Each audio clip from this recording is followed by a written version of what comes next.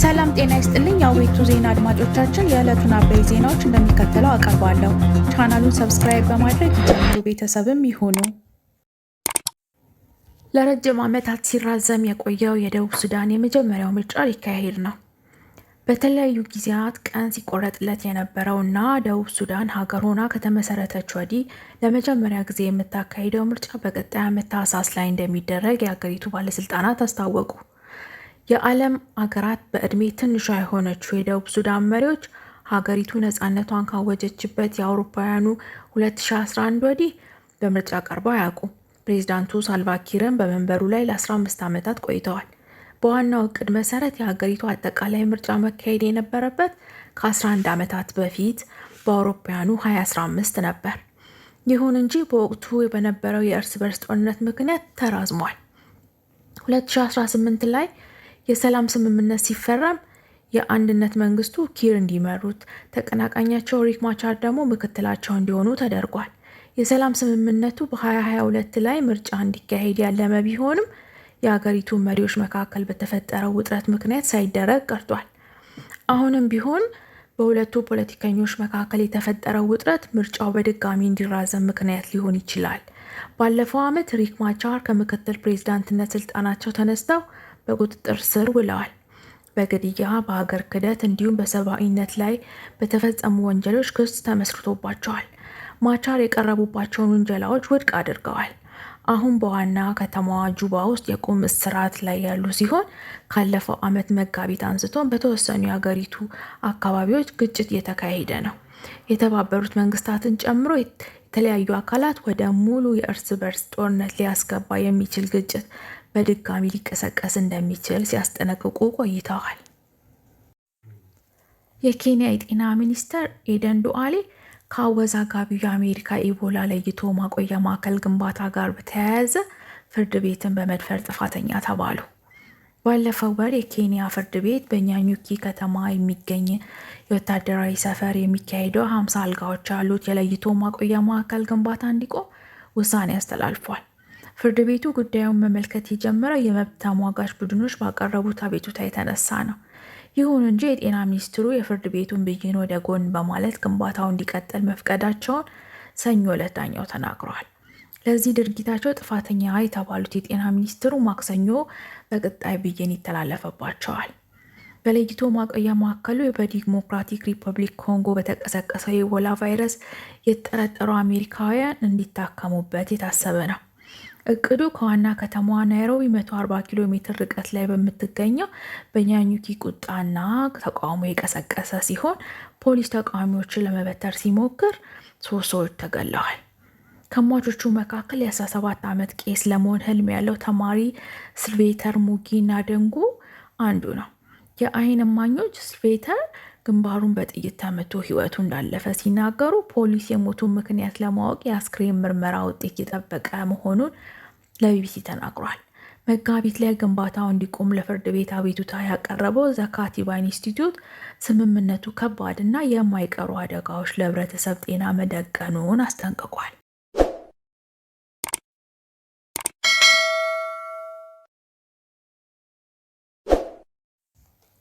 ኢራን በሆርሙዝ ወሽመጥ የሚያልፉ መርከቦች ማስከፈል አትችልም ስትል አሜሪካ አስጠነቀቀች። ከአሜሪካ ጋር በተደረሰው ስምምነት ኢራን በሆርሙዝ ወሽመጥ በኩል የሚያልፉ መርከቦችን ምንም አይነት ክፍያ መጠየቅ እንደማትችልና ይህን የምታደርግ ከሆነ ከዓለም አቀፍ ሕግ ጋር የሚቃረን ነው ሲሉ የአሜሪካ የውጭ ጉዳይ ሚኒስትር ተናገሩ። ማርኮ ሩቢዮ ይህንን ያሉት ኢራን እና ኦማን በሆርሙዝ ወሽመጥ በኩል ስለሚደረጉ የባህር ላይ ጉዞዎችና ከሚሰጠው አገልግሎት ጋር ያሉ ወጪዎች በተመለከተ ውይይት ማድረጋቸውን ተከትሎ ነው። ሁለቱ ሀገራት ኦማን ውስጥ ካደረጉት ውይይት በኋላ ባወጡት የጋራ መግለጫ በውጭ ጉዳይ ሚኒስትሮቻቸው አማካኝነት የጋራ ግብረ ኃይል በመመስረት ከተጎራባች ሀገራትና ከሚመለከታቸው ወገኖች ጋር ምክክር እንደሚያካሂዱ ገልጸዋል። ኢራንና ኦማን ከአሜሪካ ጋር በተደረገው ስምምነት ትግበራ ላይ ለመመካከር ባደረጉት ውይይት ሀገራቱ በወሳኙ የባህር መተላለፊያ ላይ ያላቸው ሉዓላዊነት ተከብሮ በዓለም አቀፍ ሕግ መሰረት በሆርሙዝ ወሽመጥ በኩል የሚያልፉ መርከቦችን ደህንነት ለማረጋገጥ ያላቸውን ቁርጠኝነት ለመግለጽ የታለመ ነው። አሜሪካና እስራኤል በኢራን ላይ ጥቃት ከከፈቱበት የካቲት ወር መጨረሻ አንስቶ እስከ ባለፈው ሳምንት ድረስ የሆርሙዝ ወሽመጥ በኢራን ዝግ ተደርጎ የቆየ ሲሆን አሜሪካ ደግሞ በኢራን ላይ የባህር ላይ እገዳ ጥላ ቆይታለች።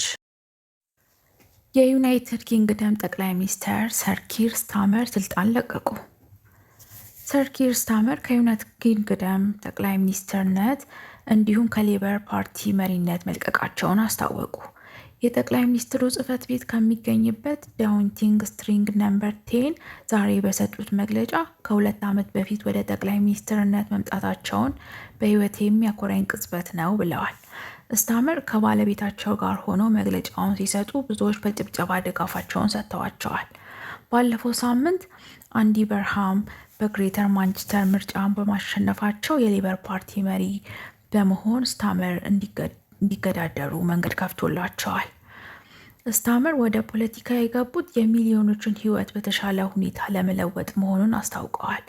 በአውሮፓውያኑ ሐምሌ 2024 ሌበር ፓርቲ ወደ ስልጣን እንደመጣም በንግግራቸው ይህንን ጠቅሰዋል። የባለፈው ሳምንት የምርጫ ውጤት ተከትሎ ጠቅላይ ሚኒስትሩ ለአንዲ በርሃም መንገድ እንዲያመቻቹ ከሚኒስትሮቻቸው ጫና ውስጥ ከቷቸዋል። የአሜሪካው ፕሬዝዳንት ዶናልድ ትራምፕ ጫና የበረታባቸው ኪር ስታመር ከጠቅላይ ሚኒስትርነታቸው ይለቃሉ በማለት በኃላፊነት የነበራቸውን ቆይታ ተችተዋል። በስተመጨረሻም የጤና መረጃ። ወደ ቤት ስንገባ ጫማን ማውለቅ ምን ያህል የጤና ጠንቆችን ሊያስወግድ ይችላል?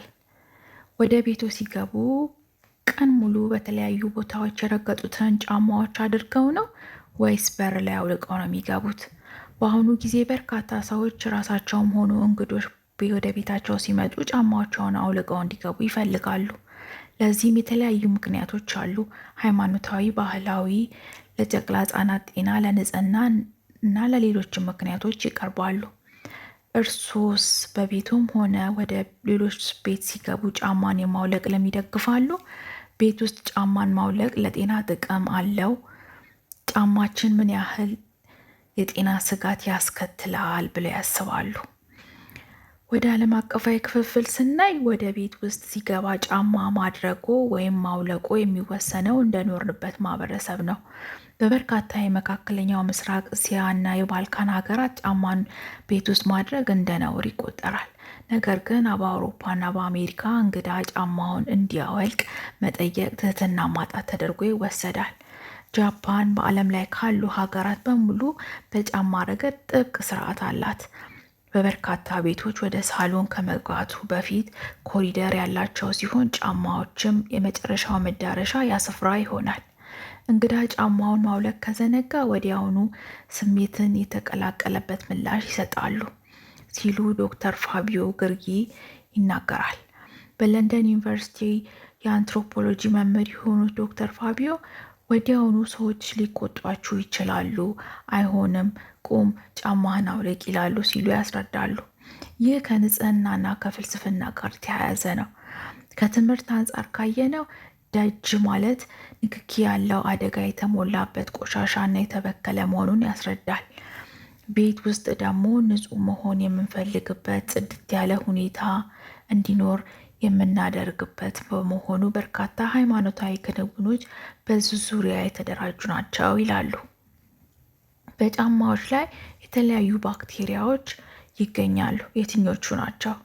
2 ጎዳናዎች ላይ የተደረጉ ስኒከር ጫማዎች ወደ ማይክሮባዮሎጂ ቤተ ሙከራ ተወስደው ምርመራ ተደርጎባቸዋል።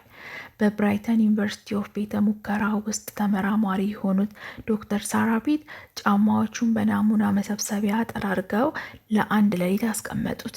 በሚቀጥለው ቀን በማይክሮስኮፕ ናሙና ሲታይ ባክቴሪያዎች ተራብተው ተገኝተዋል። ከተገኙት ባክቴሪያዎች መካከል ለኢንፌክሽን ምክንያት የሆኑት ስቴፊሎ አውሪስ ባክቴሪያዎች ተገኝተውበታል። እነዚህ ባክቴሪያዎች በተለይ ጤናማ በሆኑ ሰዎች ላይ መጥፎ ሊሆኑ ይችላሉ ሲሉ ፒት ያስረዳሉ። ይህንን ራስን ከባጨርክና ስቴፍሎኮከስ አውሬስ ወደ ሰውነት ከገባ የተበከለ መግል ይፈጥራል ብለዋል። በሽታ የመከላከል አቅማቸው ደካማ የሆኑ ሰዎች ላይ ኒሞኒያ፣ የደም ቧንቧ ኢንፌክሽን ያስከትላሉ ሲሉ ያስረዳሉ። ጫማዎች በተፈጥሮ በሰው ቆዳ ላይ የሚኖረውን ስቴፍሎኮከስ ኤፒደርሚስ የተባለውን የባክቴሪያ የቅርብ ዝርያዎችም ይዘው ተገኝተዋል። ይህ በሽታ አምጪ ተዋሲያን በሽታ የመከላከል አቅማቸው ለተዳከመ ሰዎች ከባድ ህመም ሊያስከትል የሚችል ሲሆን በሆስፒታል ቆይታ ወቅት ታካሚዎች ብዙ ጊዜ ይይዛሉ። ሌሎች ጥናቶች ግምገማዎች እንደሚያሳዩት ጫማዎች እንደ ኢኮላይ ባሉ አደገኛ ባክቴሪያዎችን ጨምሮ በሌሎች በሽታ አምጪ ተዋሲያን ሊበከሉ ይችላሉ። በመላው ዓለም የተለያዩ ባክቴሪያዎች ሊኖሩ ይችላሉ፣ ፈንገሶችም ይኖራሉ እና ጥገኛ ተውሳኮችም ይገኛሉ ይላሉ የባዮሜዲካል ሳይንስ ተቋም ፕሬዝዳንት ፒት እንደገለጹት ለጥያቄዎቻችን መልስ የሚገኘው በቤተ ሙከራ ውጤት ላይ ነው። በቤት ውስጥ ጫማ ማድረግ ሰቅጣጭ ነው፣ እንዲሁም ለጤናም እውነተኛ አደጋ ነው ብለዋል። በዓለም ላይ የትም ብትሆን ወደ ቤትህ እንደገባህ ጫማህን ማውለቅ አለብህ። ጫማህን ማድረግ ከፈለክ ግን በር ላይ ያለ ምንጣፍ በመጠቀም ጫማህን ማጽዳት ወይም ቤት የሚዘልቁትን የባክቴሪያዎች ብዛት ለመቀነስ ይረዳል ሲሉ ያስረዳሉ።